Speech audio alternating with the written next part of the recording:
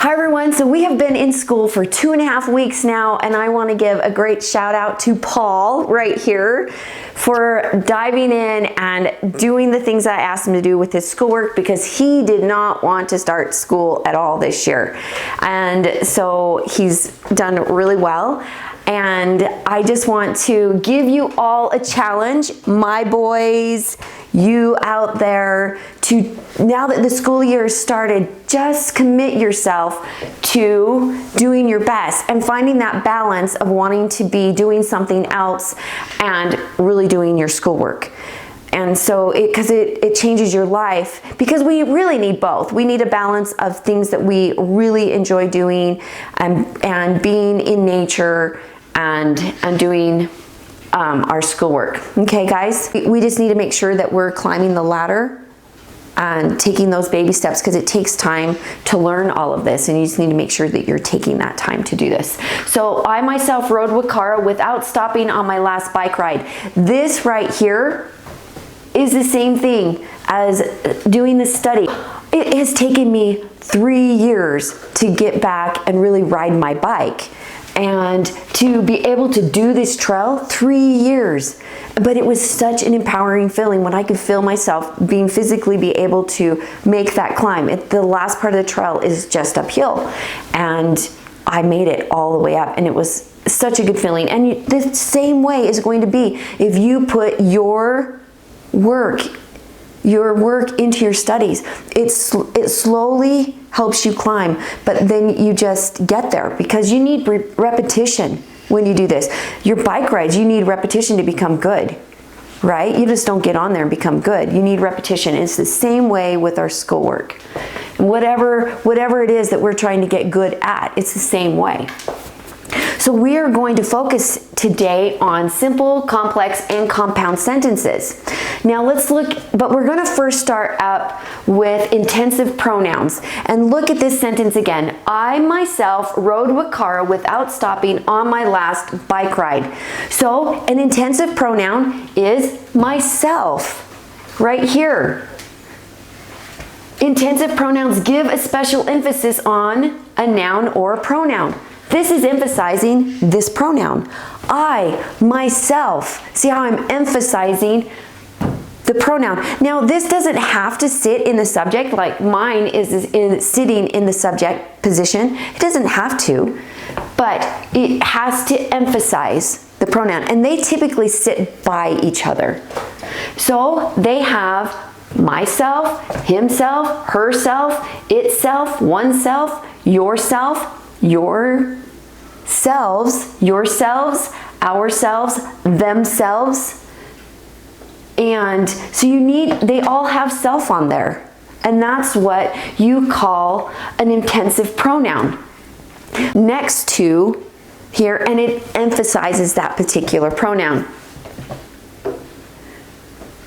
Does that make sense? You're emphasizing. Myself is emphasizing the I. It's myself.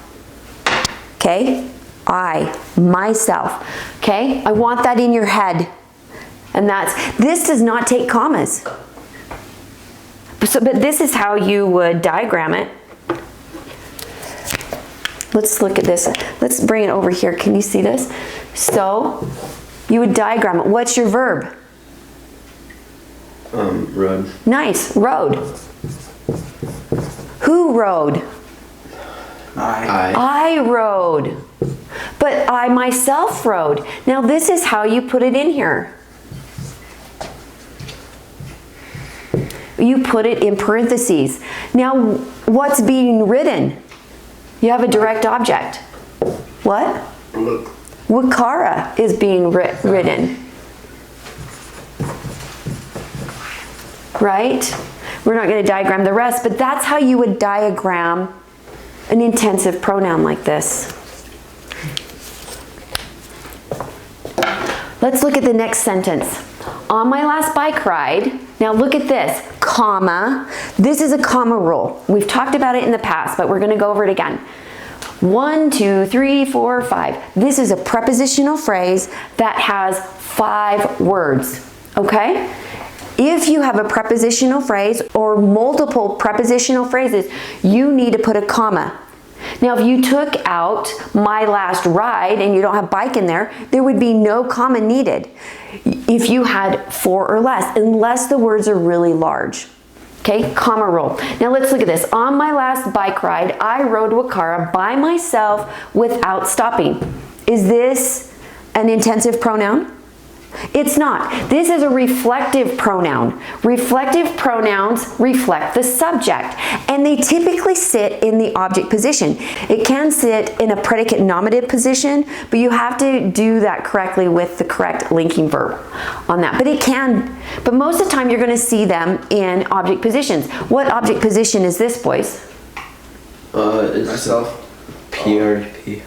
Preposition. Preposition. This is your preposition. But what's this reflecting back to? I. This is the subject. So it reflects back to your subject. They have to have the word self or selves in them. Oh, hey, right back here, you guys. Itself, it sounds like a double S. Itself, like you would do ITSS.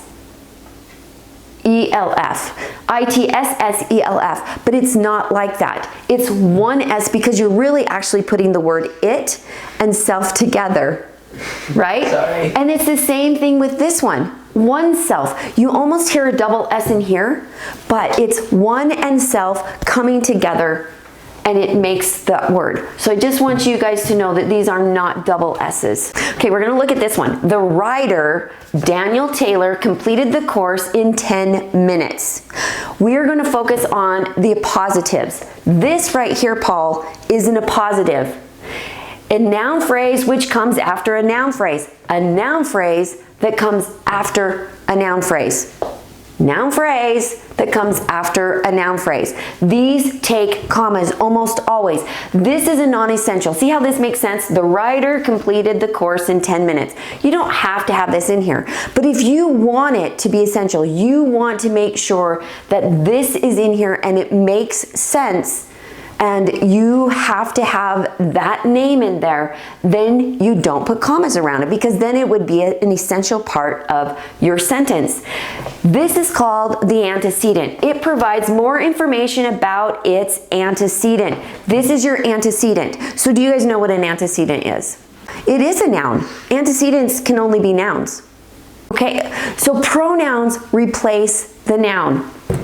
Appositives are replacing the noun. And so you have to know what your antecedent is. So if you have an example, Paul went to the store, he purchased a candy bar. He is your pronoun replacing what antecedent? Oh, Paul. Paul. So, do you guys get that? Yeah, I had it opposite. Yeah, he replaces the pronoun. You can't say, he went to the store, he bought a candy bar. Who's he? Yeah. It doesn't make sense. Who is he? Paul went to the store, he purchased a candy bar. He is replacing your noun. Okay? That's how you figure out your antecedent. And this appositive is replacing the antecedent. You have to know. Now, for you to understand the antecedent, if you're writing your sentence and you have your antecedent clear up here and you keep saying he and you're switching back from he, she, you're going to have to put your antecedent in again to make sure that you don't have confusion. Because if there's confusion, if you say he went to the store, he purchased a candy bar, he, who?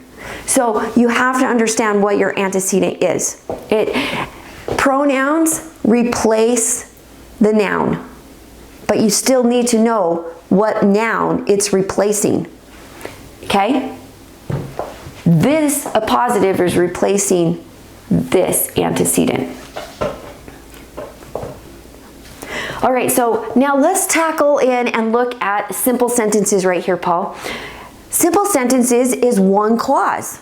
Look at this. The rider, Daniel Taylor, completed the course in 10 minutes. This right here is a simple sentence. So what makes up a simple sentence? Do you guys know? If it only has like one verb. Okay, one verb And one subject? and one subject. That is a really, really simple sentence, right? But it's considered a simple sentence. But it can have a compound subject. So let's take this sentence and we're going to take this comma out and we're going to put and in here. The writer and Daniel Taylor. Now it has two subjects. It's a compound subject with the writer and Daniel Taylor completed the course. So now it has compound subject. It has one verb. But who completed it? Both the writer and Daniel Taylor, right? So this is still a simple sentence. Well, would it still be a simple sentence if you had two verbs? Yes, depending on how you do it. The writer and Daniel Taylor rode. Let's do rode and completed the course in 10 minutes. Well, how many verbs do we have here? Two. We have a compound verb. We have compound subjects, compound verbs. Is this still a simple sentence or did it change? It did not change. This is still a simple sentence because these verbs work with their subject. Does that make sense? It's when you have a complex sentence, you have one, and this right here is an independent clause. All right, you have to have, a simple sentence is one independent clause that can sound great all by itself. All right, so now we have a complex sentence that is one independent clause and one or more dependent clauses. Okay, so what does that mean? Well, let's look at this. The sunflowers, which reseeded themselves, grew beautifully this year.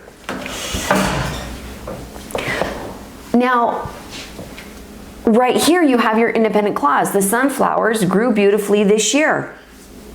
What's your dependent clause, Paul?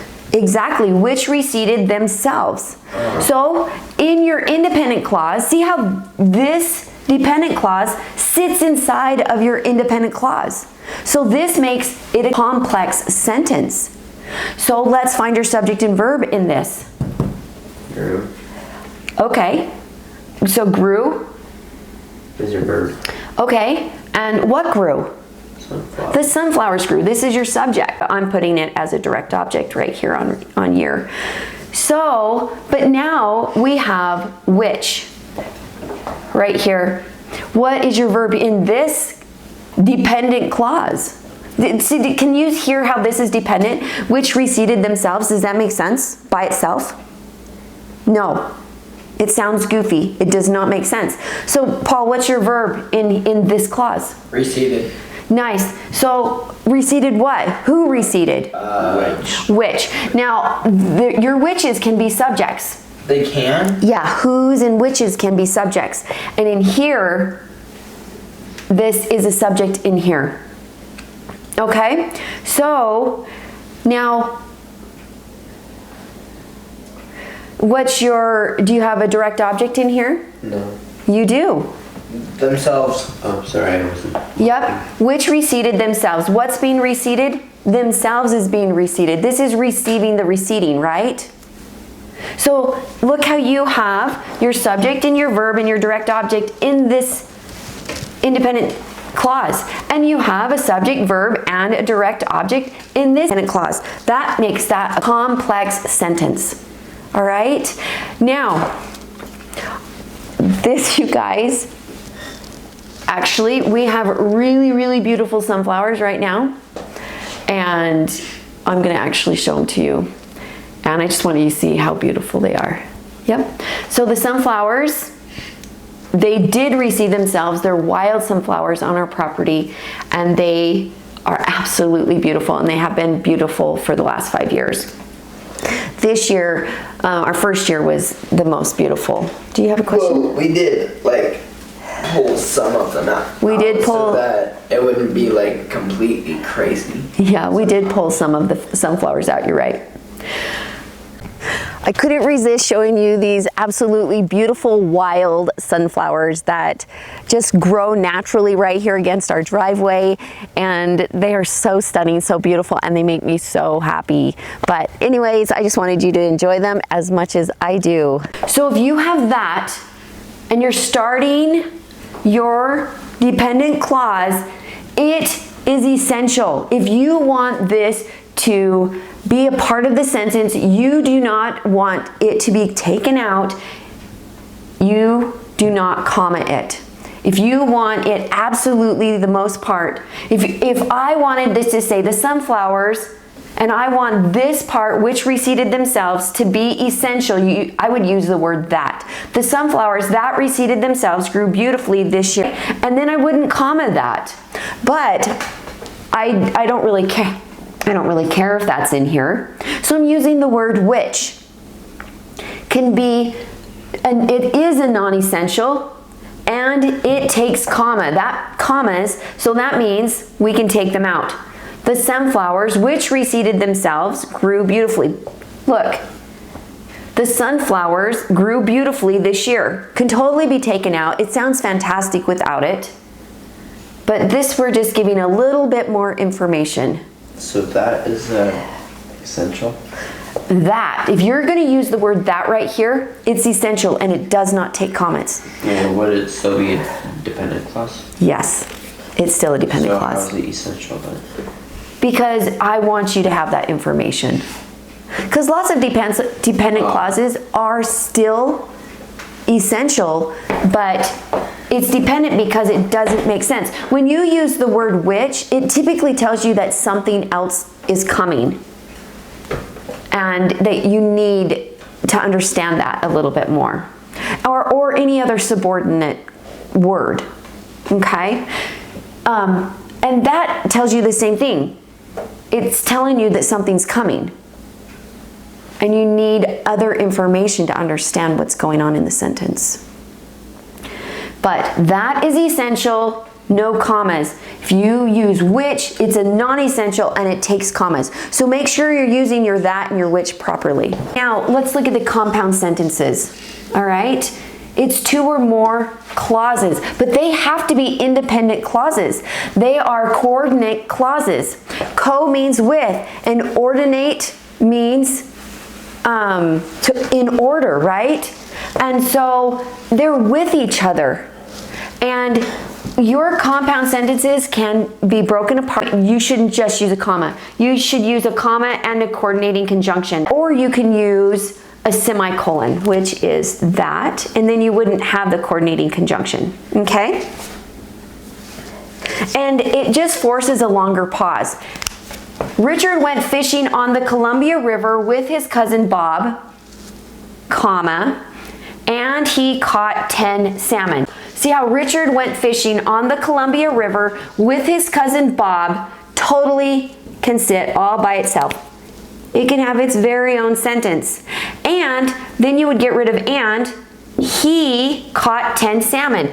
See how this can be its very own sentence right here. But we're making it a compound sentence. Now remember, your compound sentences they coordinate with each other. That means they go with each other. They have to make sense with each other. Wouldn't it sound goofy if I said, Richard went fishing on the Columbia River with his cousin Bob and he decided to go to school? How goofy is that? So those are coordinating sentences? No. No, those aren't coordinating sentences. They don't go together. So just make sure when you're putting your compound sentences, you need to make sure that they actually mesh well. They coordinate with each other. Make sure you're putting in your commas where you need to be. See how you could do this right here and get rid of the and it says, Richard went fishing on the Columbia River with his cousin Bob. He caught 10 salmon. So you have to force that pause right there. All right, well that's it for this lesson and we'll see you in the next one. Bye everybody. Thanks for watching. Bye.